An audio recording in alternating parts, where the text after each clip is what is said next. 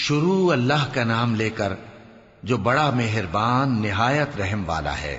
بکھیرنے والی ہواؤں کی قسم جو اڑا کر بکھیر دیتی ہیں، پھر پانی کا بوجھ اٹھاتی ہیں، پھر آہستہ آہستہ چلتی ہیں، پھر اس چیز کو یعنی بارش کو تقسیم کرتی ہیں کہ جو وعدہ تم سے کیا جاتا ہے وہ یقیناً سچا ہے، اور انصاف کا دن ضرور واقع ہوگا۔ اور آسمان کی قسم جس میں کئی رستے ہیں کہ اے اہل مکہ تم ایک اختلاف والی بات میں پڑے ہوئے ہو، اس سے یعنی عقیدہ آخرت سے وہی پھرتا ہے جو اللہ کی طرف سے پھیرا جائے۔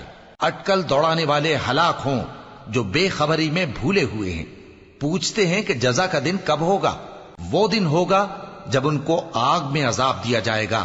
اب اپنی شرارت کا مزہ چکھو، یہ وہی ہے جس کے لیے تم جلدی مچایا کرتے تھے۔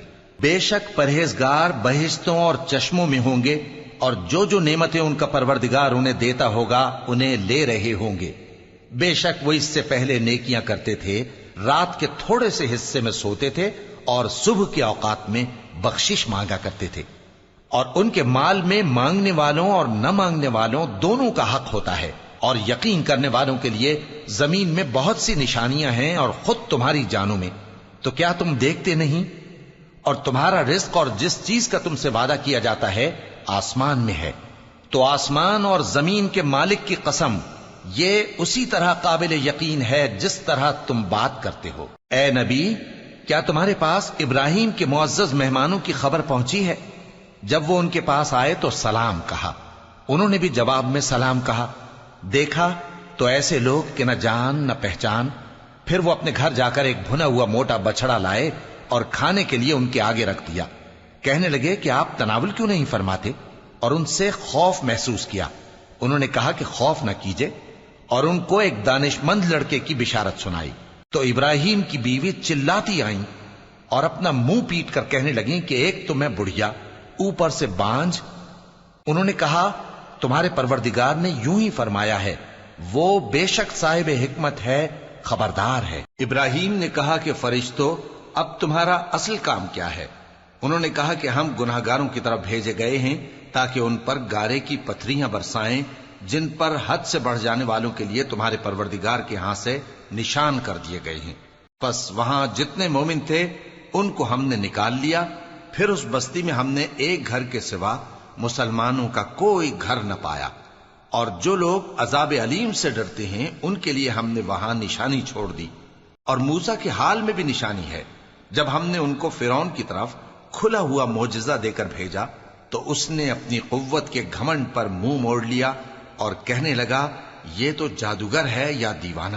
تو ہم نے اس کو اور اس کے لشکروں کو پکڑ لیا اور ان کو سمندر میں پھینک دیا، اور وہ کام ہی قابل ملامت کرتا تھا۔ اور عاد کی قوم کے حال میں بھی نشانی ہے، جب ہم نے ان پر نامبارک ہوا چلائی، وہ جس چیز پر چلتی اس کو ریزہ ریزہ کیے بغیر نہ چھوڑتی۔ اور قوم سمود کے حال میں بھی نشانی ہے، جب ان سے کہا گیا کہ ایک وقت تک فائدہ اٹھا لو، پس انہوں نے اپنے پروردگار کے حکم سے سرکشی کی، سو ان کو کڑک نے آ پکڑا اور وہ دیکھ رہے تھے۔ پھر وہ نہ تو کھڑے رہنے کی طاقت رکھتے تھے اور نہ مقابلہ کر سکتے تھے، اور اس سے پہلے ہم نوح کی قوم کو ہلاک کر چکے تھے۔ بے شک وہ نافرمان لوگ تھے۔ اور آسمان کو ہم ہی نے اپنی قدرت سے بنایا، اور ہم کو ہر طرح کی قدرت ہے، اور زمین کو ہم ہی نے بچھایا، تو دیکھو ہم کیا خوب بچھانے والے ہیں۔ اور ہر چیز کے ہم نے دو دو جوڑے بنائے تاکہ تم نصیحت حاصل کرو۔ تو تم لوگ اللہ کی طرف دوڑ چلو، میں اس کی طرف سے تم کو صاف صاف خبردار کرنے والا ہوں۔ اور اللہ کے ساتھ کسی اور کو معبود نہ بناؤ، میں اس کی طرف سے تم کو صاف صاف خبردار کرنے والا ہوں۔ اسی طرح ان سے پہلے لوگوں کے پاس بھی جو پیغمبر آتا تو وہ بھی اس کو جادوگر یا دیوانہ کہتے۔ کیا یہ لوگ ایک دوسرے کو اسی بات کی وصیت کر مرے ہیں؟ نہیں، بلکہ یہ شریر لوگ ہیں۔ تو اے نبی ان سے منہ موڑ لو، تم کو ہماری طرف سے ملامت نہ ہوگی، اور نصیحت کرتے رہو کہ نصیحت مومنوں کو نفع دیتی ہے۔ اور میں نے جنوں اور انسانوں کو اسی لیے پیدا کیا ہے کہ وہ میری عبادت کریں۔ میں ان سے رزق تو نہیں مانگتا، اور نہ یہ چاہتا ہوں کہ وہ مجھے کھانا کھلائیں۔ اللہ ہی تو سب کو رزق دینے والا ہے، زور آور ہے، مضبوط ہے۔ سو کچھ شک نہیں کہ ان ظالموں کے لیے بھی عذاب کی نوبت مقرر ہے، جس طرح ان کے ساتھیوں کی نوبت تھی۔ تو ان کو مجھ سے عذاب جلدی نہیں طلب کرنا چاہیے، پھر جس دن کا इन काफिरों से वादा किया जाता है, उससे इनके लिए खराबी।